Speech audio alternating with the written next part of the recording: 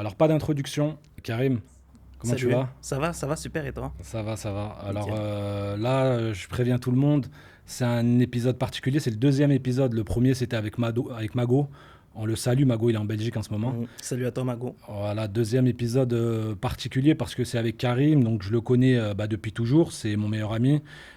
Donc du coup, ça va être assez particulier d'échanger avec lui. Yes, Mais donc du coup, je vais essayer de ne pas trop prendre personnellement les choses parce que moi, je te connais par cœur. C'est surtout pour les gens qui vont nous écouter, tu vois. bien sûr. Comment tu vas, Karim, aujourd'hui? Ça va, super, Ouais, merci. Ouais, j'espère que tu vas bien aussi. ça va, super. Ouais. Bah écoute, je voulais parler de toi parce que déjà, je voulais te faire venir parce que je t'ai vu évoluer sur les dernières années. Tu as commencé avec moi. Mm, On avait lancé une boîte en c'est exact. 2016, Galactic France, tu t'en souviens? Ouais, super. C'était une Voilà. très belle expérience. Et après, Ouais, tu on as a kiffé. évolué, tu évolué jusqu'à aujourd'hui, où maintenant tu es un entrepreneur aguerri. Moi, je connais Mm, tes activités, tu les as diversifiées. Tu gagnes maintenant plus de 10 000 € par mois. mm. Donc, c'est un montant symbolique. Je le disais dans le premier épisode avec Mago, c'est un montant très symbolique. Toi, tu l'as atteint. Parle-nous un peu de toi, Karim. Ben écoutez, moi, voilà, ça fait quelques années maintenant que je suis dans le business. Comme tu l'as dit, hein, tu l'as bien dit, Badis, on a eu quelques projets ensemble en commun qu'on a partagés. C'est ça.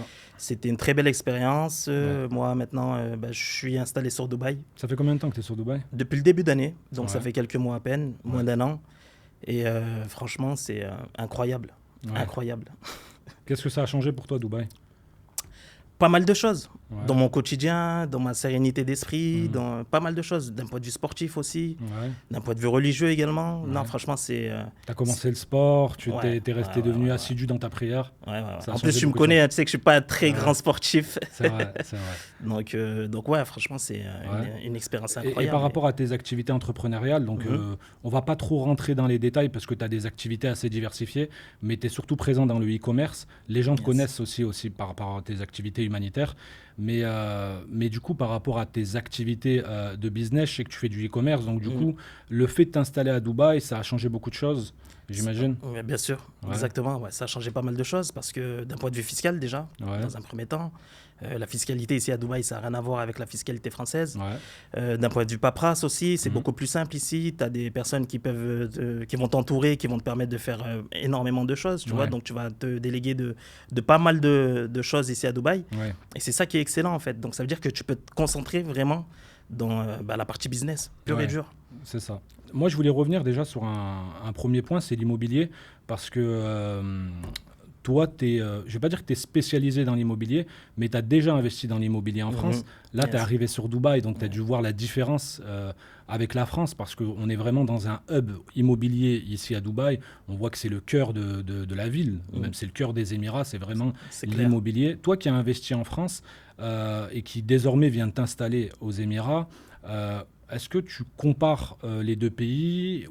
C'est quoi le pays qui te plaît le plus en termes d'investissement? Alors, je sais que toi, tu as investi à Dubaï. C'est ça, Je sais exactement. que tu as investi à Dubaï dans pas mal de projets. Et Ouais, c'est très intéressant d'ailleurs. Il faudra qu'on en parle.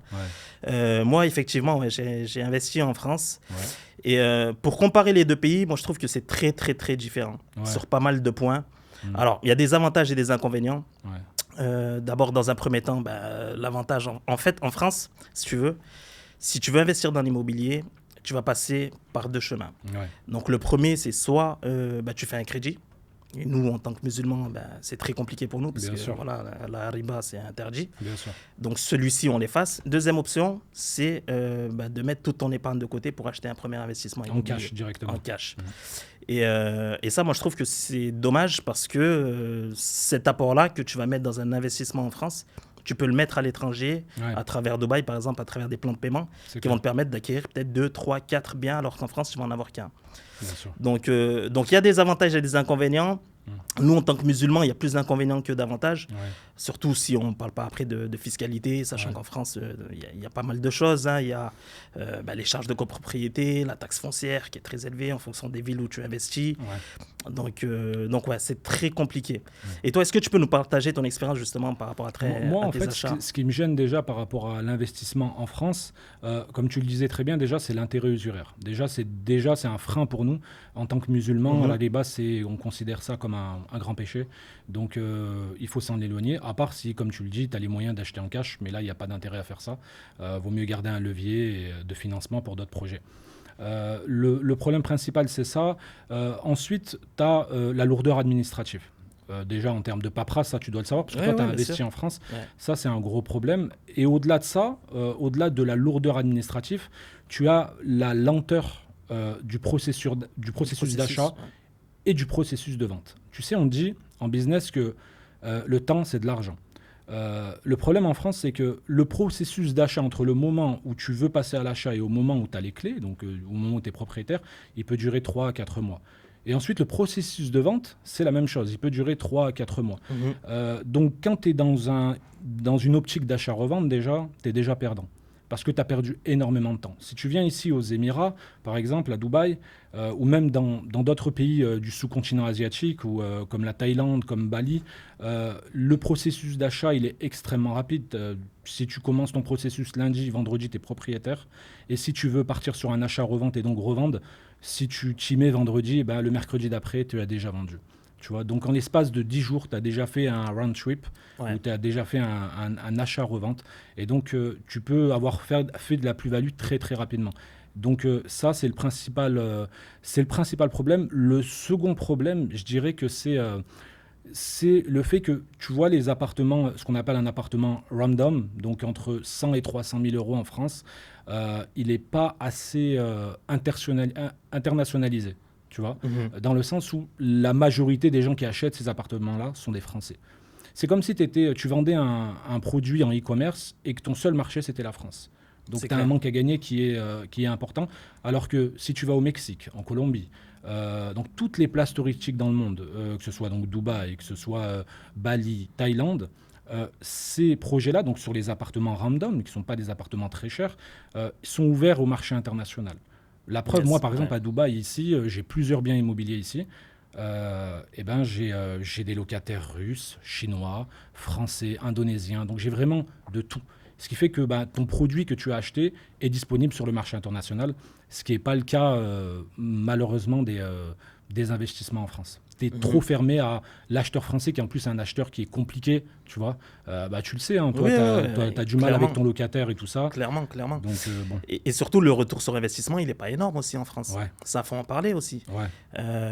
Tu vois, sur un appartement que tu vas acheter... À combien tu as acheté ton appartement, toi, Karim ? Moi, je l'ai acheté à 120 000 euros. 120 000 euros, d'accord. Ouais, et tu as combien en termes de loyer, là ? Je suis à 650 euros. D'accord. Donc le rendement, il est pas fou énorme. en fait. Ouais. Il est vraiment pas énorme. Donc à travers d'autres projets, par exemple ici à Dubaï, je sais que par exemple j'aurais pu atteindre les 800, 900 ou 1000 euros par exemple de... C'est le pays qui t'intéresse le plus aujourd'hui pour ta vision d'avenir sur l'investissement ? Alors en fait, il y en a deux.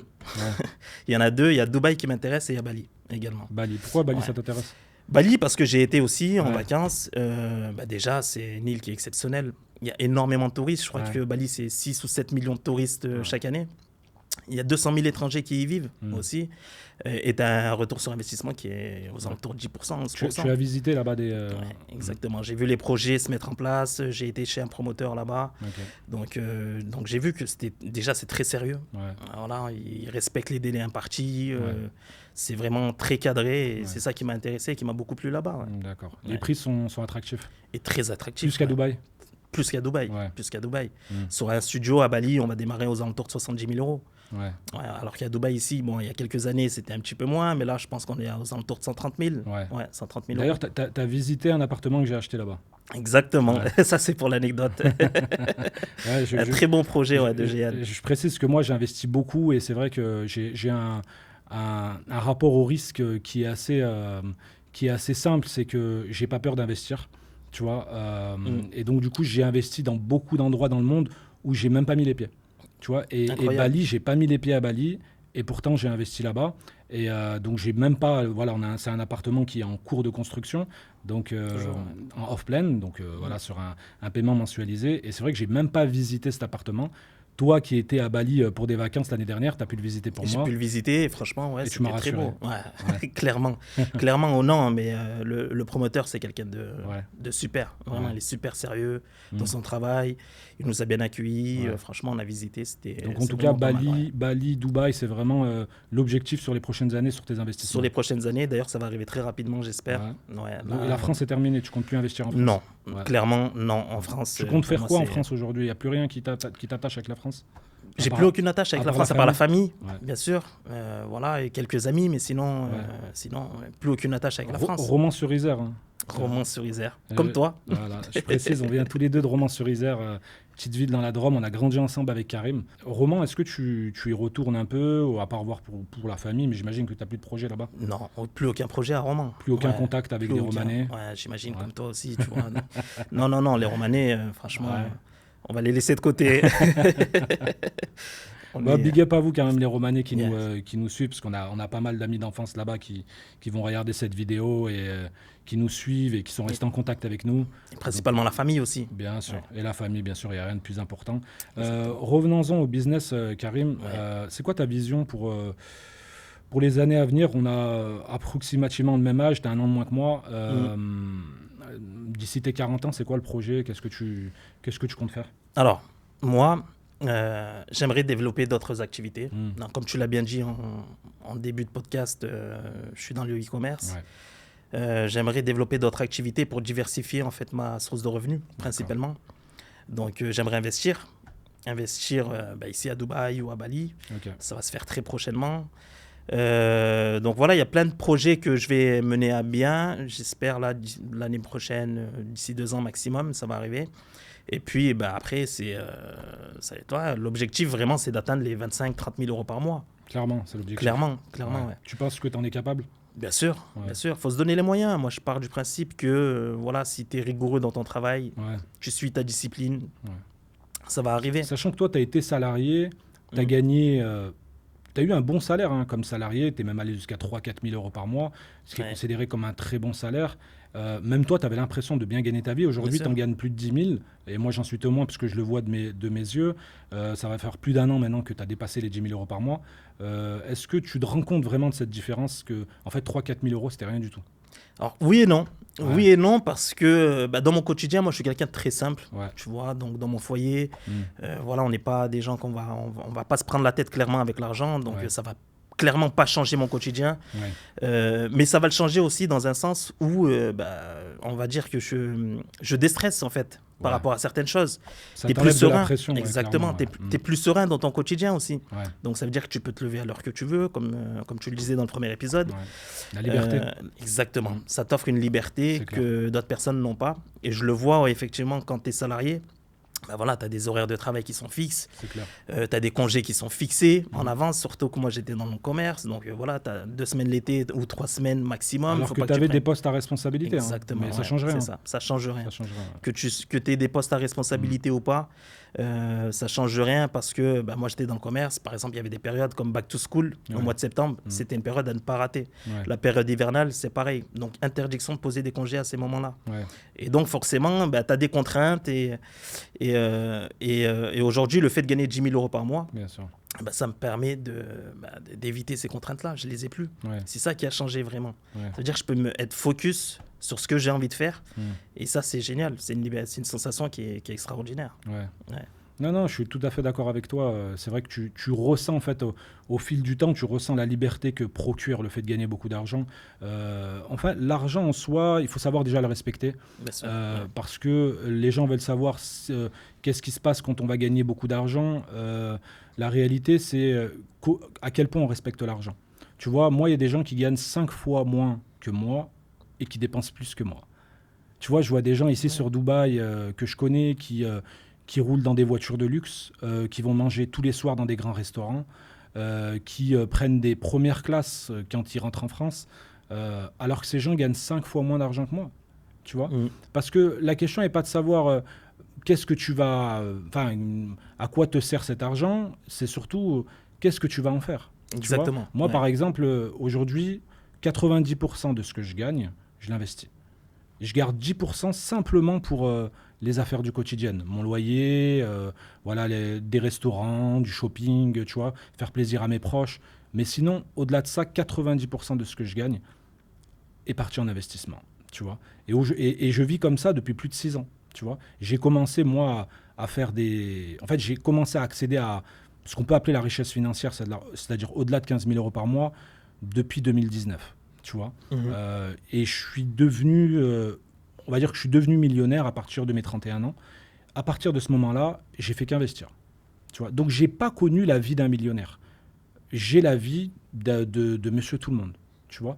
Et c'est pour ça que c'est important de le rappeler que l'argent, il faut savoir le respecter. Nous, déjà, par rapport à notre religion, La religion, ouais. tu vois, par rapport à nos traditions, à notre culture, on n'a pas grandi avec des mille et des cents, on n'a pas grandi comme des bourgeois, même si on a toujours manqué de rien. Donc du coup, aujourd'hui, moi, quand je vois des gens qui découvrent un peu l'argent et qui s'enflamment très vite avec des vêtements de marque, ces gens n'ont rien compris, tu vois. Et c'est pour ça, on le disait dans le premier podcast avec Mago, que tout le monde n'est pas fait pour gagner de l'argent, parce que malheureusement, tu as beaucoup de gens qui, à partir du moment où ils ont commencé à gagner 3, 4, 5 000 euros par mois, ils ont commencé à prendre des crédits, s'acheter des Mercedes à crédit, tu vois. Et du jour au lendemain, ils ont tout perdu. Ils ont perdu leur boulot et tout ça. Et ils n'ont plus jamais accédé à ce stade-là financièrement, parce que quand on leur a laissé l'occasion de prouver ce qu'ils allaient faire avec leur argent, ils l'ont mal géré. Yes, tu vois. ouais. Moi, dès que j'ai commencé à gagner de l'argent, je me suis dit, j'ai pas envie de le perdre. Tu vois, même si j'ai pas peur du risque, j'ai pas envie de le perdre parce que j'ai tellement galéré. On a galéré ensemble. C'est On clair, a monté ouais. des boîtes qui ont réussi, on a monté des boîtes qui ont craché. On a connu des échecs. Moi, j'ai connu des échecs avec le foot. Donc, j'ai pas voulu me cracher. Surtout que j'arrivais à un âge où, voilà, à 30 ans, je commençais à avoir la tête sur les épaules. Je me suis dit, il est temps que, voilà, cet argent-là, je l'investisse sur l'avenir, tu vois. Mais tu as bien fait. Mais Ouais. clairement, c'est de l'éducation financière. C'est en de fait. l'éducation financière, Exactement. c'est ça. Après, nous, on part du postulat où on est des personnes qui sont très simples. Ouais, Clairement, on Ouais. se suffit de peu. ouais, Donc, c'est ça. donc, à partir du moment où voilà, tu payes tes charges, tu fais tes sorties, tu Ouais. payes quelques restaurants pour sortir avec ta famille, etc., Ouais. on n'a besoin de rien d'autre. C'est quoi ton Honnêtement. rapport à l'argent, Karim? Ben moi, je pars du principe où il faut être, ben, comme tu l'as dit, hein, il faut respecter l'argent, Ouais. il faut s'en détacher, surtout. Donc, je pars du principe... C'est un bon équilibre. Exactement, c'est ça. Donc, il ne faut pas avoir honte de gagner de l'argent, Ouais. mais il ne faut pas avoir honte aussi d'en perdre. Ouais. C'est le jeu. C'est C'est le ça. jeu. Voilà, j'ai gagné de l'argent, j'en ai perdu aussi. Ouais. Et je pars du principe que voilà, l'argent, tu le gagnes, tu le perds, tu l'investis. C'est ça. Il faut le respecter, il faut Ouais. le dépenser correctement. Mais voilà, c'est pas en soi, c'est pas quelque chose déjà qui rentre dans ton cœur. Ouais. À partir du moment où c'est pas rentré dans ton cœur, Ouais. tu n'as aucun mal à faire des investissements ou à dépenser Ouais. de l'argent pour certaines choses qui peuvent être intéressantes pour toi. Ouais. Et puis après, tu as aussi les gens, tu sais, qui n'ont pas de responsabilité. Aussi, ouais. Tu as des jeunes aujourd'hui qui commencent à gagner un peu d'argent, ils n'ont aucune responsabilité, ni vis-à-vis de leurs parents, ni vis-à-vis de leurs enfants ou de leurs épouses. Donc du coup, ils pensent à claquer leur argent, tu vois. Toi et moi, on a pas mal de responsabilités, des gens qui sont sous notre responsabilité. Mhm. On n'a pas d'autre choix que de penser à l'avenir Bien sûr. et de penser à eux. tu C'est vois. clair, c'est clair. Toi, justement, par rapport à ça, Karim, comment tu as géré le fait de gagner aujourd'hui beaucoup d'argent et ta relation avec ta foi, avec ta pratique? Alors, comme je te le disais tout à l'heure, pour moi, tu vois, l'argent en Ouais. soi, à partir du moment où ça rentre pas dans le cœur, Ouais, il n'y a pas de pression à avoir. ouais, Si tu vois, c'est pas interdit religieusement parlant dans Ouais. l'islam de gagner de l'argent. ouais. Il y a pas mal de compagnons qui étaient riches. Oui, oui, c'est clair. Donc, en fait, ça va dépendre de comment tu vas dépenser ton argent, clairement. Donc, si tu le dépenses dans le bien, Ouais. ça peut être que des bénéfices pour toi, Ouais. ici-bas et dans l'au-delà. Ouais. Après, si tu le dépenses pour des personnes, enfin, pour des choses qui sont néfastes, Ouais. pour ton cœur et pour toi-même ou pour les autres, Ouais. bah, effectivement, là, c'est pas fait pour toi. C'est quoi tes conseils pour les investissements? Parce qu'il y a des gens qui vont nous regarder, beaucoup de gens qui ont envie d'investir. Toi, tu as su faire fructifier ton argent, tu as su bien le dépenser. C'est quoi, toi, tes conseils sur les bons investissements qu'il faut faire aujourd'hui en 2025? Alors, pour moi, déjà, le premier investissement qu'il faut faire, c'est l'immobilier, Ouais. clairement. La pierre, c'est quelque chose de solide. dans des zones touristiques, comme tu le disais tout à Et l'heure. c'est du concret parce que toi, tu le fais. Exactement. Donc, Ouais. Mm.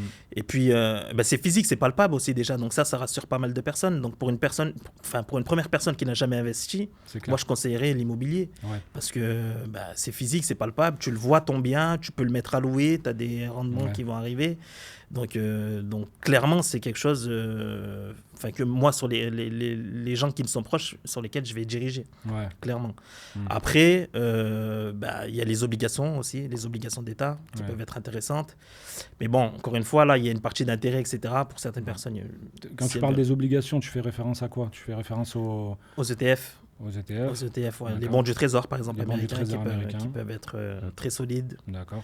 Donc, c'est un des investissements les plus sûrs au monde. Hein, Ouais, je rappelle, oui, que les bons du Trésor américain sont l'investissement le plus sûr au monde, Mhm. mais malheureusement, il ne te permet pas d'avoir un rendement de plus de 3% par an. Donc, c'est pas assez intéressant. Et en plus de ça, comme tu l'as dit, en termes religieux, par rapport à l'islam, islamiquement, c'est quelque chose qui n'est pas légiféré, qui n'est pas exactement. légal. Mais bon, après, aujourd'hui, tu as les obligations islamiques qu'on appelle les soukouk, Mhm. qui te permettent effectivement, comme les obligations d'État, des prêts d'État par rapport à l'immobilier, où en fait, tu es payé en fonction des revenus des loyers. Donc tu peux faire ça. Il y a aussi les actions. Donc il y a beaucoup de jeunes musulmans, par exemple, qui veulent investir, qui veulent savoir si les actions en bourse sont légales ou pas légales. La plupart aujourd'hui des personnes qui s'occupent de ça dans la finance islamique vont nous expliquer que ça ne l'est pas. Mais que vous avez aujourd'hui des actions en bourse islamique, donc du S&P 500 islamique. Vous avez des applications comme Wahid Invest, par exemple, qui est basée à New York. Moi, j'ai déjà investi chez eux, donc qui te permettent d'investir sur des sociétés cotées en bourse qui respectent éthiques, la charia, en fait. qui respectent, voilà, qui sont sharia compliant. Mhm. Je rappelle pour les gens qui connaissent pas la finance islamique, elle revêt de plusieurs aspects. Donc déjà, il y a l'interdiction de l'intérêt usuraire, il y a le partage des profits et des pertes dans une relation commerciale. Il faut que chaque investissement financier soit adossé à l'économie réelle. D'accord, donc c'est important de le dire. Et puis, donc tout ce qui est excessif, c'est interdit aussi. Donc les investissements qui sont excessifs, qui ne te permettent pas d'avoir une vision sur le long terme de ce qui va se passer. Donc, par exemple, comme le hasard. Voilà, donc il y a beaucoup de gens aujourd'hui qui veulent investir dans la finance islamique. Après, la question est de savoir qu'est-ce que vous voulez faire. Est-ce que vous voulez faire aussi des bons rendements? Donc c'est toujours trouver le bon équilibre. Voilà, il faut toujours trouver le bon équilibre. Toi, tu investis clairement que dans l'immobilier. C'est comme moi. Moi, j'investis que dans l'immobilier. C'est l'investissement pour moi le plus sûr au monde, qui te permet d'avoir la meilleure rentabilité dans le rapport bénéfice-risque. Après, la question est de savoir quelle est ta stratégie immobilière. Toi, tu as une stratégie qui ressemble à la mienne, c'est d'investir que dans les places touristiques. Exactement, dans les zones touristiques, avec un fort potentiel, avec des retours sur investissement qui dépassent la moyenne, en fait. Karim, dis-moi, là, on va sortir un peu de l'aspect business. Je voulais revenir encore sur ton évolution, le fait que tu as atteint maintenant certaines sommes qui sont très intéressantes. J'imagine que le regard que les gens ont eu sur toi est différent maintenant, du fait que tu commences à gagner de l'argent. Par rapport au soutien des proches, est-ce que toi, tu as senti autour de toi, pas forcément de la jalousie, mais des appréhensions sur le fait que tu commençais à gagner de l'argent, que désormais tu vis à Dubaï? Je l'ai senti, réellement. C'est quelque chose de concret que tu ressens. Moi, je l'ai senti dans tes proches, avec des personnes que tu côtoies régulièrement. Et honnêtement, en fait, ça m'a renforcé dans mon idée que je faisais le bon choix. Que je faisais le bon choix parce que j'ai décidé de venir sur Dubaï, de m'expatrier. J'ai gagné déjà pas mal d'argent. Donc, le regard des proches qu'ils portent sur toi change. Ça fait mal au cœur, mais ça fait partie du jeu. Et à partir du moment où tu le ressens, en fait, moi, je me suis dit, je suis sur la bonne voie. Il faut que je continue sur cette voie-là. Et c'est ce qui m'a poussé, d'ailleurs, à faire tout ce que j'ai fait après derrière. Donc, c'est quelque chose de concret, de réel, vraiment. Ça arrive à énormément de personnes. Donc voilà. Oui, c'est sûr. Moi-même, je l'ai constaté. C'est vrai que avant, je me demandais pourquoi je n'avais pas forcément le soutien quand je démarrais une activité. Et puis ensuite, tu sais, je me suis rendu compte que, bah, en fait, c'était normal. Le monde est fait comme ça et qu'en fait, le soutien, tu vas l'avoir quand tu as réussi. C'est Mhm. trop tard, mais c'est le cas. C'est-à-dire que ta réussite va se manifester visuellement, déjà, ça va se voir. Financièrement, ça va se voir. Le regard des gens sur toi, les regards que les gens vont porter sur toi va changer. Même malgré que ce soit des proches, que ce soit des gens de ta famille, ça va changer. Donc, les gens qui nous regardent et qui se demandent pourquoi, par exemple, ils ont envie de lancer un projet là maintenant, ils se demandent est-ce que c'est normal que j'ai pas le soutien des proches. Je le dis tout de suite. Oui, c'est tout à fait normal. C'est normal. C'est tout à Mm. fait normal. Mm. Il ne faut pas attendre la validation des gens pour faire ce que vous avez envie de faire. Il ne faut pas attendre la confirmation, la bénédiction des gens pour faire ce que vous avez envie de faire. C'est Il ne clair. faut pas attendre qu'on te dise que tu sois légitime à faire ce que tu as envie de faire. Tu vois, moi, par exemple, tu m'as connu après le foot quand j'avais raté ma carrière, Mhm. j'avais rien. Ouais. Et là, je me suis rendu compte de beaucoup de choses, parce que ça m'a permis de voir le vrai visage des gens. Et je suis content que ce soit passé comme ça. Et puis ensuite, voilà, j'ai monté des boîtes qui m'ont rapporté des millions. J'ai écrit des livres, j'ai donné des conférences. Aujourd'hui, j'ai investi dans le monde entier. Là, c'est ma plus grande satisfaction. J'ai pu mettre à l'abri mes proches. Et encore une fois, j'ai pas attendu l'aval des gens pour en arriver là. Tu vois, là, par exemple, on lance ce podcast Momentum. Je n'attends même pas qu'on me dise est-ce que c'est bien ou c'est pas bien. C'est clair. J'attends même C'est pas clair. qu'on me dise Mhm. est-ce que j'ai les compétences ou pas pour faire ce que je suis en train La de faire. légitimité aussi. La légitimité, Tu vois. c'est ça. La légitimité aussi, c'est quelque chose dont tu dois te rassurer, tu vois, te Ouais. dire, bah, moi je suis légitime aujourd'hui à faire ça. Mm. Donc ça, c'est pour toutes les personnes qui nous écoutent. Ouais. Vous êtes légitime, Mm. lancez-vous. Le regard des gens, quoi qu'il arrive, il va être là. Ouais. On va vous critiquer, Mm. on va parler de vous, Ouais. on va mal vous regarder, Ouais. on va se dire, bah, il est fou, lui, qu'est-ce qu'il fait. Mm. Mais allez-y, foncez. Ouais. De toute façon, parce que si ça marche, bah, ça aura marché. Ouais. Et si ça marche pas, vous allez apprendre de cette Bien sûr. expérience-là. Bien sûr, bien sûr. Et bien donc, sûr. à l'avenir, ça peut être que bénéfique pour vous. Bien sûr, Donc, bien allez-y, sûr. il faut foncer, quoi. Ouais. Il y a un adage qui dit qu'on n'apprend rien de nos réussites, mais qu'on apprend tout de nos échecs. Exactement. Et c'est exactement ce que moi j'ai vécu dans mon parcours. Je n'ai rien appris de mes réussites. Et j'ai même envie de dire, j'ai aucune fierté de par mes réussites. Mhm. Tu vois, j'ai réussi sur pas mal de choses et encore une fois, j'en suis pas fier. Forcément, ça s'est fait comme ça s'est fait. Je suis content que j'ai réussi à atteindre certains niveaux financiers, niveaux professionnels, qu'aujourd'hui je suis à l'abri de tout besoin. Mais par contre, c'est vraiment les échecs qui m'ont appris beaucoup de choses. Les échecs m'ont appris déjà le regard des gens. Le regard des gens qui change en fonction de ce que tu as et de ce que tu n'as pas, le rapport aux proches, Mhm. le rapport à l'argent. En fait, tout ce que j'ai appris aujourd'hui, tout ce qui fait ma personne aujourd'hui, c'est les échecs qui les ont forgés. Tu vois. Mhm. Donc, toutes les personnes qui ont échoué sur plusieurs boîtes, c'est pas grave. Moi, j'ai craché plus de boîtes que j'en ai réussi, mais les boîtes que j'ai réussies m'ont permis d'arriver où j'en suis aujourd'hui. Mhm. Tu vois. C'est clair. Donc, c'est quelque chose d'important à rappeler. Et puis, moi, je voulais ajouter que le vrai soutien, Ouais, c'est envers toi-même, Ouais. honnêtement. Tu vois, on part du postulat, c'est la loi de l'attraction. À Ouais. partir du moment où tu crois en toi, ouais, bah, tu vas finir par y arriver à un moment Ouais. donné. Mm. Tu vois, ça passe par des efforts, effectivement, que tu vas faire au quotidien. Ouais. Ça passe par de la discipline, par de la rigueur. Mais à un moment donné, les résultats, ils vont arriver. bien sûr. Et à ce moment-là, il ne faudra pas oublier qui tu es, Mm. mais il faudra te féliciter également. Ouais. Tu vois, parce que c'est... Et justement, toi, concrètement, par rapport à ton parcours, si tu pouvais parler à ton toi d'il y a 10 ans, d'un point de vue business, d'un point de vue professionnel, qu'est-ce que tu lui dirais?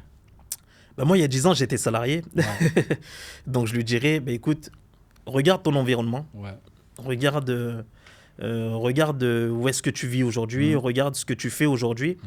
Est-ce que ça te plaît? Moi, je savais que ça ne me plaisait pas, mais ouais, tu vois, le fait de se poser la question, là, aujourd'hui, 10 ans après, par exemple, c'est de me dire, mais vraiment, franchement, j'étais dans l'ignorance, en fait. Ouais. J'étais aveuglé à ce moment-là de ma vie. ouais, Tu vois, et je me suffisais de ce que j'avais, ouais, en fait. Et c'est parce que pour moi, c'était énorme, déjà. Mm. Tu vois, j'ai gagné, comme tu l'as dit tout à l'heure, Ouais, 2500, 3000, 3500 euros par mois dans le commerce. Pour toi, tu avais l'impression d'être Au top, déjà. ouais, c'est ça. Au top, parce que ça me permettait de voyager, ça me Ouais. permettait de... Mais concrètement, c'était naze, en fait. Ouais, C'est c'est naze. clair. Donc voilà, si je devais parler à mon moi d'il y a 10 ans, Mm. je dirais, ben, écoute, euh, fais les choses. Crois Ouais, en toi. c'est C'est ça. important d'avoir confiance en soi. Ouais. Crois en toi et T'as vas-y. t'as gagné En en maturité, maturité. ouais, c'est ça. Ouais, j'ai gagné en Ouais. maturité. T'avais pas assez Énormément. confiance en toi à l'époque. Ben, c'est pas que j'avais pas confiance en moi, c'est que, Ouais. comme je te le disais, je me suffisais de moi-même, de Ouais. ce que j'avais, tu vois. Mm. Donc, et tu sais, quand tu es jeune, tu as pas mal de projets, tu dis, vas-y, il faut que je lance un Ouais. business, il faut que je fasse ça, il faut C'est que je ça. fasse ça. Mm. Et tu le fais jamais ou très rarement. Ouais, c'est ça. C'est ça. Parce que déjà, il y a un problème de confiance en soi, entre guillemets, tu C'est vois, ça. parce que tu dis, bon, de toute façon, même si je le fais, ça Ouais. va pas marcher, donc autant ne pas le faire. Ouais. Et puis après, il y a aussi le manque de discipline, de manque Ouais, c'est sûr. de rigueur aussi, tu Mm. vois, qui font que ces choses-là, tu les fais pas. Bien Donc, sûr. Et en plus, bon, après, ce problème de confiance en soi, en vrai, pour moi, ça n'a pas été le gros problème. Parce que, bon, tu me connais, à 25 ans, j'avais extrêmement confiance en moi. Ouais. J'avais l'impression que j'étais le roi du monde. Donc, j'ai même pas eu ce problème de confiance. C'est juste que j'avais un problème de méthodologie. Tu vois, on dit que dans le business, il y a deux types d'entrepreneurs.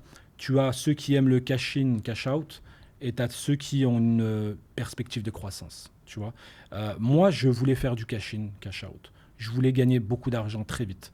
Quand j'ai commencé à monter des boîtes, ce que je voulais, c'était être rentable le plus vite possible. J'avais pas de volonté d'aller, tu sais, Ouais. d'aller loin. J'avais pas de vision sur le long terme. En tout cas, pas sur ces projets entrepreneuriaux. Et puis ensuite, quand sont arrivés mes 28, 29 ans et que j'ai restructuré, donc après Galactic France, quand j'ai craché donc cette boîte-là, j'ai dû restructurer ma façon de concevoir le business, Mhm. d'imaginer les rapports commerciaux, d'imaginer la rentabilité. Et j'ai dû donc tout rechanger. En fait, je suis reparti du début et je me suis dit, ce qu'il me faut, c'est un produit intéressant, donc un product market fit, Market fit. un produit tellement parfait que l'offre crée la demande, et surtout une volonté de croissance. Je voulais avoir une volonté de croissance et je me suis dit, écoute, si je gagne pas ce que je veux dans les 2-3 années qui viennent, c'est pas grave. Je me projette sur 10 ans, je me projette sur 20 ans.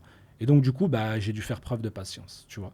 Et quand j'ai commencé à restructurer mes activités par rapport à ça, c'est là où, d'un coup, bon, au début, je gagnais pas beaucoup d'argent et d'un coup, les revenus sont tombés. Mhm. Non seulement ils sont tombés de façon régulière, ça c'est une chose, mais surtout ils sont tombés de façon abondante. Mhm. Tu vois, je me suis mis à Ouais. gagner des sommes que j'avais jamais gagnées. Tu vois, quand je me suis mis à gagner quand j'ai dépassé les 10 000, des 10 000 euros par mois juste avant mes 30 ans, déjà je me suis dit bon, ça commence à être beaucoup. Et en fait, ça a continué. J'étais en croissance, tu vois. Et là, je suis monté à 5 fois plus que ça. Et Aujourd'hui, concrètement, tu gagnes combien par mois? là, aujourd'hui, en fait, moi, aujourd'hui, la plupart de mes activités sont immobilières. Ouais. Et donc, mes revenus sont des revenus de rente. Mhm. Tu vois, et mes revenus de rente me permettent d'atteindre déjà à peu près 40 000 euros par mois, plus après des activités que j'ai en e-commerce qui me permettent aller à 50 000 euros par mois. Aujourd'hui, moi, mon objectif, c'est d'atteindre à peu près 100 000 euros de rente. C'est l'objectif d'ici mes 40 ans. Pourquoi de rente? Parce que ce qui m'intéresse, c'est de gagner de l'argent en dormant. Mhm. Ce qui m'intéresse, c'est de Passif. gagner de l'argent, voilà, des revenus passifs. J'ai pas l'intention de travailler toute ma vie, tu vois, et j'ai pas l'intention de courir après l'argent. Tu vois, déjà, c'est quelque chose qui est néfaste pour nous, tu vois, de courir continuellement. On dit dans le Coran que quand on parle de la course à la richesse, c'est quelque chose qui est passant déjà pour notre esprit, pour notre âme et même pour notre corps, tu vois. Donc moi, je veux pas gagner indéfiniment des sommes astronomiques. Je veux sécuriser mon patrimoine, tu vois. Là, aujourd'hui, j'ai des dizaines de biens immobiliers dans le monde. Je vais atteindre une centaine de biens, je pense, d'ici mes 40 ans. C'est mon objectif. À partir de ce moment-là, je vais me retirer, tu vois. Je vais me retirer pour me dire que, en fait, pour avoir déjà atteint mon objectif et pour découvrir autre chose. Tu vois, nous, on est un podcast ici, on parle de business, on parle aussi d'autre chose, on parle du sens de la vie. Et je sais qu'à un moment donné, le sens de la vie, c'est pas de gagner indéfiniment de l'argent. Je veux atteindre mon objectif pour me mettre à l'abri, surtout mettre à l'abri mes proches, parce que nous, comme tu le sais, on a besoin de pas grand-chose pour vivre. C'est tu clair. vois. Ouais. Toi, tu disais que tu avais l'objectif d'atteindre 25 000 euros déjà prochainement. Au-delà de ça, c'est quoi tes objectifs? Je sais que tu t'es mis au sport. J'ai vu ton corps changer là, depuis que tu arrives à Dubaï. Je t'ai vu aussi être de plus en plus assidu par rapport à ta prière. Ouais. Le but, voilà, à 40 ans, comment tu te vois, toi, au-delà même voilà, du statut financier que tu vas avoir? Au-delà du statut financier, en fait, Mm. pour moi, le plus important, c'est la sérénité d'esprit. Ouais. En fait, Mm. tu vois, c'est la tranquillité d'esprit, d'être en paix avec toi-même. Ouais. C'est le plus important, de se Mm. sentir bien, Ouais. autant physiquement et psychologiquement. Ouais. Parce qu'à partir du moment où tu te sens bien, bah, tu peux que être heureux, en fait. Mm. Donc, moi, c'est l'objectif. On fait les efforts pour. Donc, on travaille aussi parce que le travail fait partie des choses quotidiennes, de notre quotidien. Donc, on est heureux quand on va bosser, quand on fait du business, c'est qu'on ça. a des ventes, qu'on a des, tu vois, ça Ouais. procure un sentiment de bonheur. Mm. Tu vois, donc bien sûr que moi, pour moi, l'objectif, c'est de me sentir bien, d'être en paix avec moi-même et d'évoluer avec ma famille et d'avoir pas mal de projets, Ouais. de continuer à travailler. Après, tu vois, on est différent parce que tu me dis, voilà, à 40 ans, moi, l'objectif, c'est d'arrêter Ouais. de travailler et de vivre de mes rentes, Ouais. tu vois. Moi, je suis pas trop dans ce Ouais. principe-là parce que déjà, à 40 ans, je pense qu'on n'aura pas tout à fait les mêmes sommes. Je pars un petit peu... J'ai quelques courses de retard. mais je pars du principe où, oui, non, moi, le travail, moi, c'est un Ouais. plaisir, tu Ouais. vois. Donc je veux bosser, je veux Ouais. développer des business, je veux développer des activités. Tu te vois Je après veux 40 ans à continuer à à- travailler, à travailler parce que c'est quelque chose qui me passionne, qui Ouais. m'anime dans mon Mm. quotidien. Ouais. Donc ouais, moi j'ai clairement envie de continuer. L'Algérie, Karim, Mhm. il faut en parler parce qu'on Bien est sûr. tous les deux algériens. Ouais. T'en reviens, tu es parti cet été, tu as passé quelques vacances dans le désert algérien. Est-ce que toi, en termes de business, c'est un pays qui t'attire ou pas? Alors, dans le business en Algérie, c'est un peu compliqué quand Ouais. même. Ouais, c'est un peu compliqué. Bah, déjà, il va y avoir le problème de la devise, tu Ouais. vois. Donc, être C'est rémunéré clair. en dinar, déjà, c'est pas très, très intéressant parce que le taux est faible. Mm. Sachant que cet argent-là, si tu veux le convertir en euros, tu passes par des agences bancaires et dans ce cas-là, le taux il est encore plus bas. Ouais. Donc c'est un peu compliqué. Ah, sinon, il faut se trimballer avec des valises de billets. C'est clair. Et même comme ça, maintenant, il y a beaucoup plus de contrôles qu'il y a quelques années Ouais, en ouais. Algérie. C'est Il pas y a évident, des ouais. personnes qui se font arrêter à la douane avec 20 000, 30 000, 40 000 euros Mm. et c'est saisi. Donc c'est dommage parce que c'est un marché qui est porteur. Ouais. C'est un pays émergent, donc il y a énormément de business à faire là-bas. Parlons d'immobilier parce que du coup, Ouais. c'est quand même aujourd'hui ton objectif principal, c'est de te sécuriser sur l'immobilier, c'est ton fer de lance. L'Algérie, l'immobilier, t'en penses quoi, toi? Bah, l'immobilier, en fait, moi, je pense que c'est un marché en Algérie qui est compliqué. Ouais. C'est compliqué, le marché, il est compliqué. C'est clair. Bon, il y a pas mal de promoteurs qui viennent d'arriver aussi, Ouais. tu vois, donc tu as beaucoup de projets sur plan aussi, Mm. mais c'est très compliqué. Ouais. Très, très, très Je compliqué. confirme que c'est compliqué. T'en penses quoi, toi? Non, je confirme. Ouais. Moi, quand j'ai commencé à déployer, on va dire, mes investissements immobiliers, forcément, il y a le pays d'origine qui revient, C'est sûr, ouais. au visage et tu te dis, tu es obligé d'investir là-bas. Tu peux pas, à un moment donné, investir au Mexique comme c'est le cas et ne pas investir en Algérie. Tu vois, il y a quelque chose qui n'est pas rationnel. Et en fait, le problème, c'est que j'ai commencé à m'intéresser au marché immobilier en Algérie. On a Déjà, il n'y a pas forcément de rationalité sur les prix. On n'a pas de prix au mètre carré qui est défini. On a un système de financement qui est extrêmement compliqué, que ce soit Mhm. sur du off-plan, parce qu'ils proposent Ils proposent, ouais. du off-plan, ou alors du cash. C'est très compliqué. On a même aujourd'hui la moitié des appartements qui sont vendus sans certificat De de notaire. conformité, je crois que Ouais, c'est ça, ouais. on appelle ça comme ça. Ça veut dire que il est même pas légal, l'appartement. On peut te le reprendre à tout moment, tu vois. Ouais. Mhm. Donc je me suis dit, c'est compliqué. Puis après, moi, ce qui m'intéresse avant tout en termes de prix, quand tu vois des appartements dans des villes random, tu vois, des villes qui sont pas des grandes villes, où les appartements coûtent 50 000 euros. Donc je crois qu'on parle C'est- de 1,2 milliard en termes de centimes de dinars. C'est très cher. Hein. C'est extrêmement cher. À 50 000 euros, tu rajoutes un petit peu et tu t'achètes un projet off-plan à Bali avec un rendement de 2 000 à 3 000 dollars en Airbnb mensuel. Donc c'est vrai que c'est compliqué et c'est vraiment dommage. C'est vraiment dommage qu'on n'a pas structuré ça en Algérie et qu'on puisse pas, nous en tout cas en tant que diaspora, aller investir parce qu'on a des capitaux et Mhm. on peut pas les investir on va dire, avec la certitude d'avoir, en tout cas pas la certitude, parce qu'il n'y a pas de certitude dans l'immobilier, dans le business en général, mais en tout cas, on n'a pas de visibilité sur la possibilité d'avoir un rendement locatif intéressant sur les 3-4 prochaines années. Alors, je ne te parle même pas dans 20 ans comment ce sera. Bah, quoi qu'il arrive, là, aujourd'hui, à l'heure actuelle, le rendement locatif ne sera pas intéressant. Il ne sera pas intéressant en Algérie parce qu'on va te donner combien? Le salaire moyen là-bas, il est autour de 300 €. Ouais, si je ne dis pas de conneries. Donc, je crois beaucoup moins même. Un peu moins. Donc voilà, ce ne sera pas intéressant. Les gens qui vont te louer ton bien n'auront pas les moyens forcément de payer. C'est clair. Donc non, clairement, c'est pas intéressant. Donc on oublie l'Algérie alors. On oublie l'Algérie. Simplement pour les vacances. Le pays voisin, par contre, ça peut être pas mal. C'est à regarder. Moi, je ne me suis pas encore intéressé. Tu parles du Maroc ? Ouais, du Maroc. Ouais. Moi, je pense surtout au Sénégal. Je vois qu'aujourd'hui, il y a de plus en plus de projets immobiliers en off-plan qui se proposent sur Dakar. Dakar, aujourd'hui, ça commence à être une plate tournante du tourisme. Tu vois. C'est intéressant. Le Maroc, j'ai eu des avis assez négatifs et des avis aussi positifs. J'ose même pas encore me lancer au Maroc. Et puis, le Maroc. Et puis après, il y a toujours ce truc, tu te dis, bon, c'est investi au Maroc. Il faut investir en Algérie aussi. C'est clair. C'est clair. Dis-moi, Karim, du coup, maintenant, là, tu as 33 ans, c'est ça ? C'est ça, 33 ans. On dépasse les 10 000 € par mois à 33 ans. Est-ce que tes amis, ils ont changé depuis...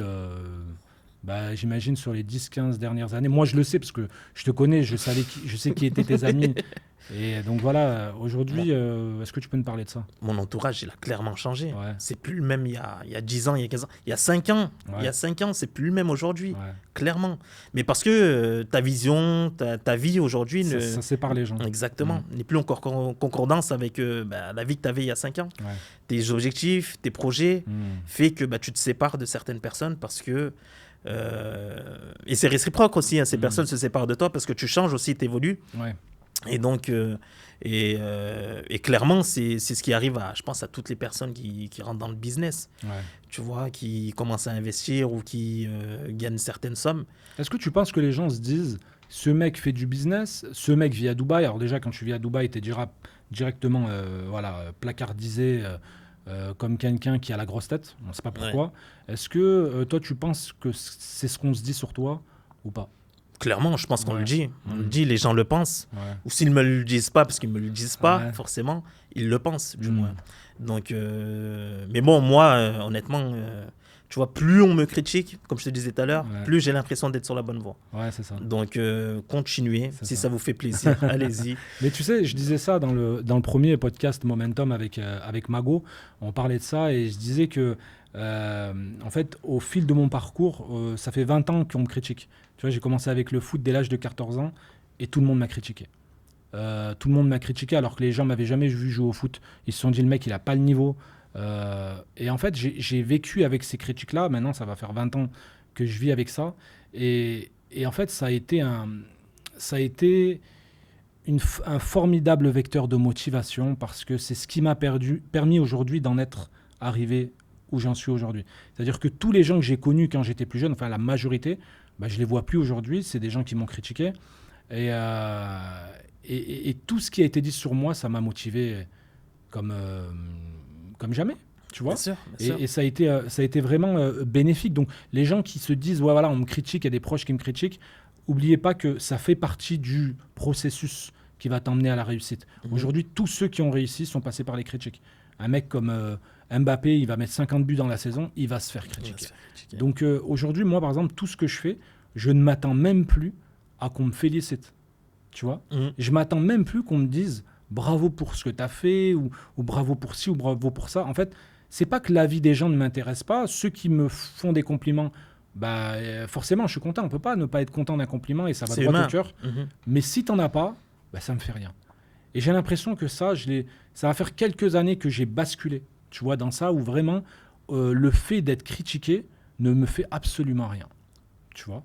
Et là, on fait des vidéos sur YouTube maintenant avec ce podcast et j'imagine que il y a des gens qui vont regarder ce podcast. Il y en a qui vont apprécier, d'autres qui vont critiquer. Et malheureusement, tu vois, le fossé, il est devenu tellement profond que ceux qui veulent te critiquer te critiqueront. Et tu ne pourras jamais les faire passer de l'autre côté. Pour ça ou autre chose. Voilà. Et les gens qui vont te féliciter te féliciteront toujours, ils n'arriveront jamais à passer de l'autre côté. Tu vois. Donc tu pourras rien faire. Tu pourras pas satisfaire les gens, tu pourras pas plaire aux gens. Tout ce que tu fais, fais-le juste pour toi, pour ta vision, pour le respect de ce que tu as voulu faire, tu vois, pour être en adéquation avec tes projets. Fais-le aussi pour tes proches, pour les gens qui comptent, mais fais-le surtout pas pour les gens, tu vois, parce que tu vas te perdre en fait, tu vois. Moi, toutes les fois où j'ai voulu faire des choses pour les gens, bah je me suis bénéfice au final. Je me suis craché. Mais c'est ça, c'est intéressant ce que tu dis parce que c'est exactement ça en fait. Il faut se détacher du regard des gens. Ouais, c'est ça. Clairement. Le regard des gens. Regard des gens. J'aurais dû. Tu m'as devancé. C'était mon chapitre. J'aurais dû dire le regard des gens. Le regard des gens, clairement, il faut s'en détacher. Tu vois. Et puis, plus tu évolues dans ton business ou dans ton activité ou spirituellement, et plus tu vas chercher à te rapprocher de personnes qui te ressemblent en fait. Aussi. Et ça, c'est intéressant de le dire parce que forcément, si tu vas te rapprocher des personnes qui te ressemblent ou qui ont des points communs avec toi dans le business, dans la religion, dans des activités sportives, bah, tu vas chercher à t'améliorer. Et en fait, crescendo, tu vas développer des activités, tu vas augmenter en fait. C'est clair. C'est Mago qui le disait dans le précédent podcast. Il disait, je crois qu'il disait, tu me diras Mago si je me suis trompé, c'est... aujourd'hui, si tu ne me parles pas d'investissement, si tu ne me parles pas de religion, si tu ne me parles pas de sport, tu ne m'intéresses pas. Tu vois. Aujourd'hui, je filtre les gens en fonction de ce que j'aime faire dans la vie. Tu vois. C'est vrai que moi, par exemple, nous, c'est pareil, on a grandi dans la même ville à Romans et on a traîné avec des gens qui étaient totalement différents de nous sur plein d'aspects. Et on a traîné avec eux parce qu'on ne choisit pas ses amis d'enfance et parce que c'était des gens avec qui on avait grandi. Et en fait, quand tu deviens adulte et que les choses commencent à devenir sérieuses, si tu veux pas te perdre dans la vie, il faut absolument que tu ne te mélanges pas à n'importe qui. Il faut que tu restes avec des gens qui ont les mêmes objectifs que toi, qui voient les choses comme toi. Tu sais, je disais, moi, à 25 ans, quand tout le monde voulait avoir un CDI et se poser et fonder une famille, moi, j'étais omnubilé par l'idée de monter des boîtes et monter des projets. Et puis, les gens critiquent, tu vois. Je me faisais critiquer... et au final, aujourd'hui, j'ai 34 ans. J'ai un regard sur ma vie qui n'est pas le même qu'à l'époque. Et je suis beaucoup plus posé. Et ce que j'ai construit aujourd'hui, c'est le fruit de tout ça. C'est le fruit du fait que je me suis dit, il ne faut absolument pas que je m'écarte de mes objectifs. Même si je crache, même si je crache une boîte, même si des gens vont me critiquer, même si au sein même de mes proches, on va me critiquer, je reste focus sur mes objectifs. Je lâche rien, tu vois. C'est comme un mec qui est aux commandes de son bateau. Il y a des grandes vagues. Son bateau est au bord du précipice. Et lui, il lâche pas. Il lâche pas parce qu'il n'a pas le choix. Quand tu es aux commandes de ton bateau, c'est ta vie. Tu vois, il faut pas lâcher. Tu vois, même si tu rencontres de grandes difficultés, tu as des dettes, si tu as des objectifs, lâche-les pas parce qu'il faut avoir une vision à long terme. Tu parlais du pouvoir de la loi de l'attraction tout à l'heure. C'est quelque chose que tu as vécu, toi, dans ta vie, la loi de l'attraction. Tu t'es visualisé ou pas? Clairement, moi, ça m'est arrivé. Ça m'est arrivé. C'est pour ça que j'en ai parlé tout à l'heure. Mais et par rapport à ta visualisation que tu avais à l'époque et où tu en es arrivé aujourd'hui, est-ce que tu considères que tu es loin de ce que tu voulais ou tu es même arrivé... Enfin, est-ce que c'est... Alors, je suis sur le chemin. Je vois ce que tu veux dire. On va dire que je suis sur le chemin. J'ai pas mieux réussi que ce que je m'imaginais. Tu vois, mais je suis sur le chemin pour y arriver. Là, c'est bon, tu as pris la route. Exactement. En fait, là, j'ai pris la voiture et je suis sur la route et j'y vais. Tu vois. Donc, clairement, c'est quelque chose, moi, je pense, qui est primordial. Tu vois, comme tu le disais, la vision à long terme, c'est quelque chose sur lequel il va falloir se projeter. Tu vois, il faut que tu te projettes à long terme. Il faut que tu imagines ton avenir. Il faut que tu fasses ensuite les choses pour y arriver. Et à partir du moment où... Mais il n'y a pas de doute, en fait. Ça va arriver. Il n'y a pas de doute, effectivement. Il faut avoir une vision à long terme, comme tu l'as dit, et à partir du moment où tu es en croissance. Et c'est le cas parce que je connais tes activités, je connais même très bien tes activités aujourd'hui, et je peux l'assurer, tu es clairement en croissance. Et aujourd'hui, quand tu es en croissance et qu'en plus de ça, tu as la méthodologie de travail qui va avec, en fait, tout va arriver facilement, tu vois. À partir du moment où tu sais exactement ce que tu fais, tu as un process de travail qui est simple, qui est méthodique, bah, tu es sur la bonne voie, tu vois. Moi, tu vois, la loi de l'attraction, je l'ai vécue depuis l'âge de 14 ans. Je me voyais réussir et je me voyais gagner beaucoup d'argent, mais je ne savais pas dans quoi, tu vois. Ouais. À l'époque, je pensais que c'était le foot, mais en réalité, tu sais, tu choisis pas ta vie, tu vois. J'ai joué au foot parce que c'était le seul sport qu'on faisait, tu vois. Donc, je me suis retrouvé dans un centre de formation et je me suis dit, allez, je vais être footballeur. Et finalement, je ne le suis pas devenu, mais je me suis projeté sur l'avenir, tu vois. Et je me suis dit, déjà, à l'époque, je veux gagner beaucoup d'argent. Et surtout, je me vois dans un pays où il fait beau, où il y a du soleil. Et aujourd'hui, je me rends compte que je suis allé beaucoup plus loin que ce que j'imaginais. Tu vois, quand on lance Galactic France, toi et moi, donc la boîte qu'on avait lancée en 2016, moi, je ne m'imaginais pas, à 34 ans, donc c'est quelques années après, avoir fait plusieurs millions. Tu vois, je ne pensais pas que j'allais en arriver là. Je n'avais pas cette gourmandise-là, tu vois. Mais j'avais cette attraction. Je m'étais imaginé, j'avais vraiment tout imaginé. Ce qui m'arrive aujourd'hui, vivre au soleil, vivre dans un... Bah, t'es venu chez moi, tu vois, dans un appartement luxueux, avoir une vie de famille, gagner beaucoup d'argent. Je m'étais imaginé comme ça. Et aujourd'hui, c'est ce qui m'est arrivé. En fait, quand tu es omnubilé par un projet et que tu te lèves chaque matin en te disant « je veux absolument réussir », quelles que soient les critiques, je regarde ni à droite ni à gauche, je fonce tête baissée, j'ai mon process de travail, je sais ce que je veux faire, tu vas forcément y arriver. C'est clair. Ça peut mettre 5 ans, ça peut mettre 10 ans. Tu vois. Moi, ça a mis 4-5 ans pour exploser totalement, tu vois. Il y a des gens à qui ça va mettre 10 ans, il y a des gens, ils ont encore plus de chance. Et avec la crypto, ils arrivent à faire ça en Mais c'est ça aujourd'hui. En fait, aujourd'hui, en 2025, on a la chance d'avoir les nouvelles technologies, tu vois, l'intelligence artificielle, Internet, accès à des bouquins, accès à des formations. Pour gagner de l'argent. C'est tellement plus facile. Ouais. Tu vois, tu imagines si on avait été dans une époque il y a 20 ans, il y a 30 ans, si t'es pas fils de millionnaire, franchement, bon courage. Tu vois.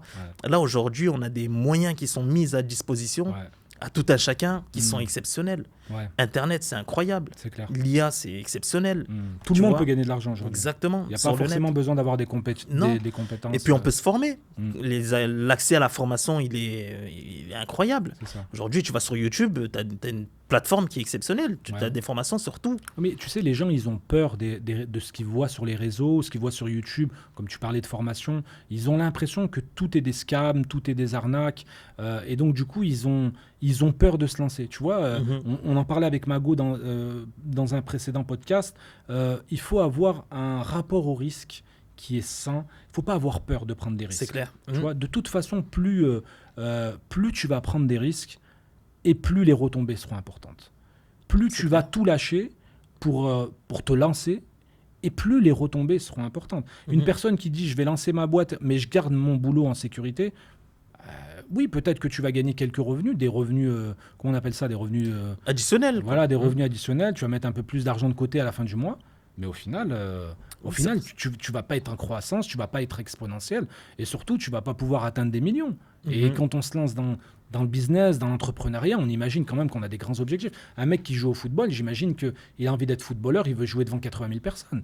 Il n'a pas envie de jouer en national devant 1500 personnes au fin fond de la France, tu vois. Donc, à un moment donné, tu es obligé d'avoir des grands objectifs, tu vois. Ouais. J'ai une question que j'avais posée à Mago dans le précédent podcast.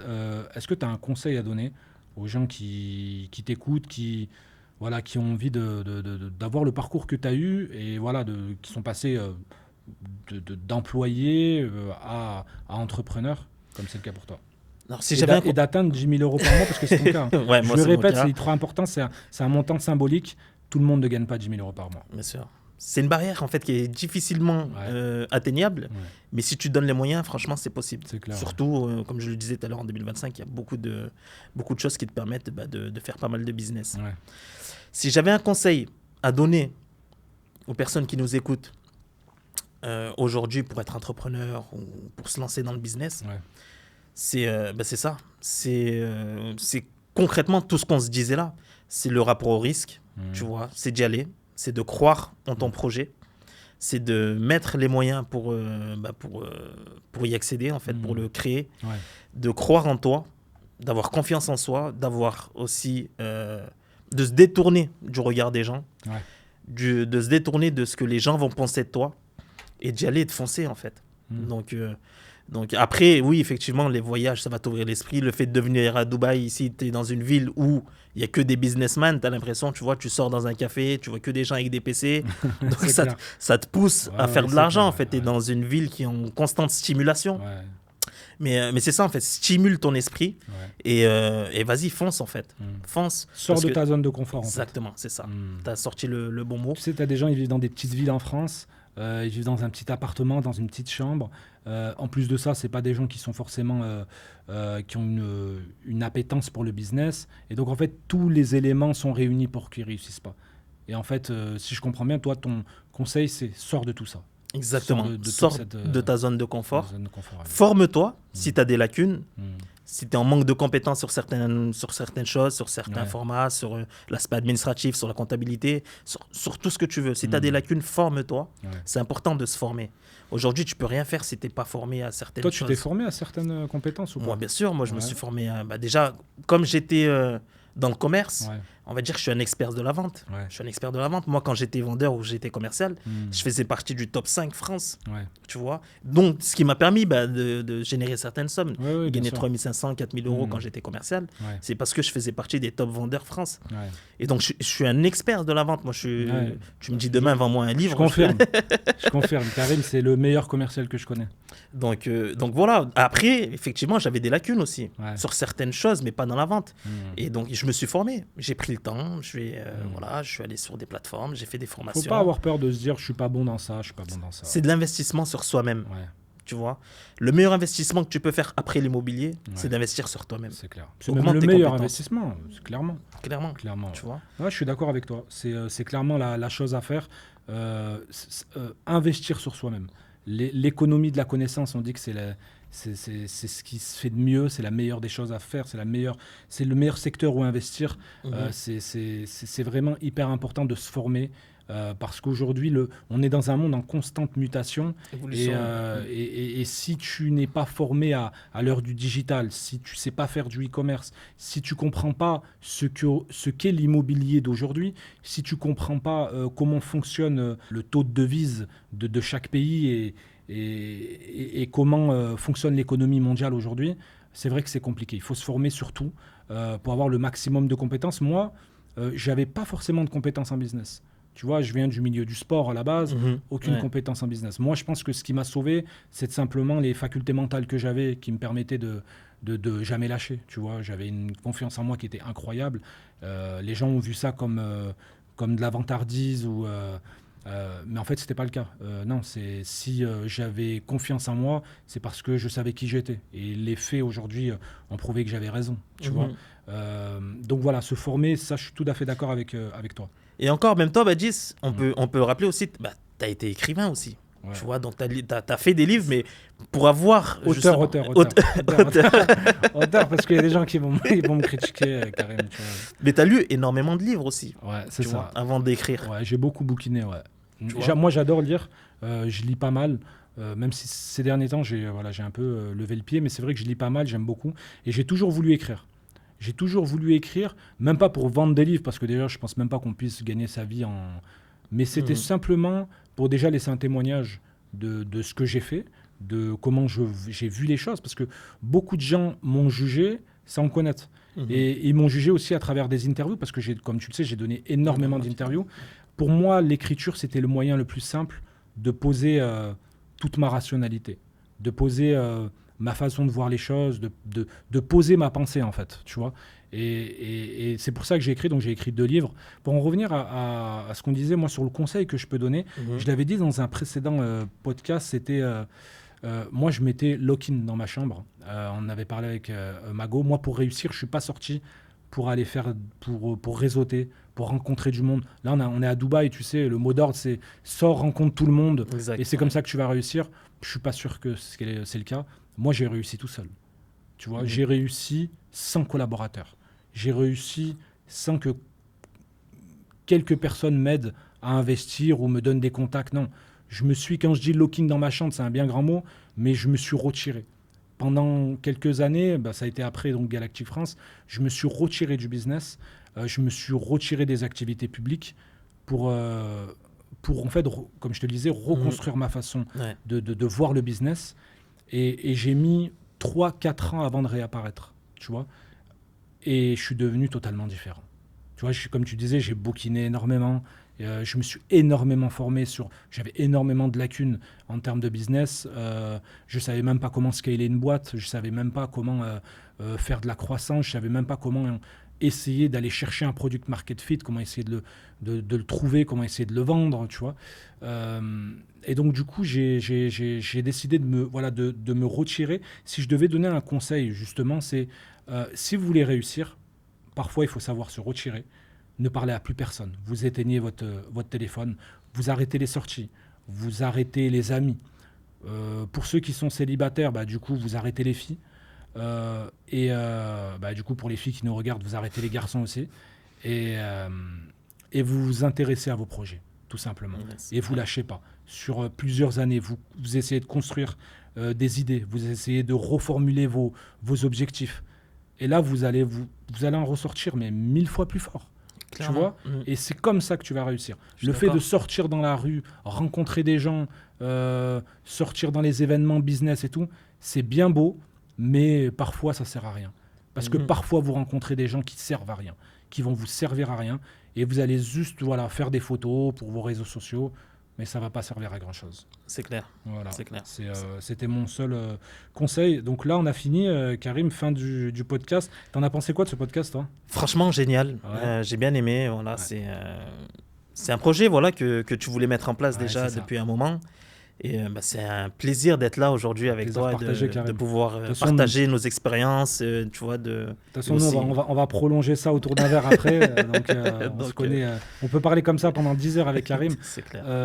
Bon, là, aujourd'hui, Karim, tu étais l'invité. Ouais. Mais pour les prochains podcasts, tu fais partie de l'équipe Momentum. Mhm. On a Mago aussi. On a toute une belle équipe de personnes motivées qui entreprennent, qui gagnent beaucoup d'argent comme vous.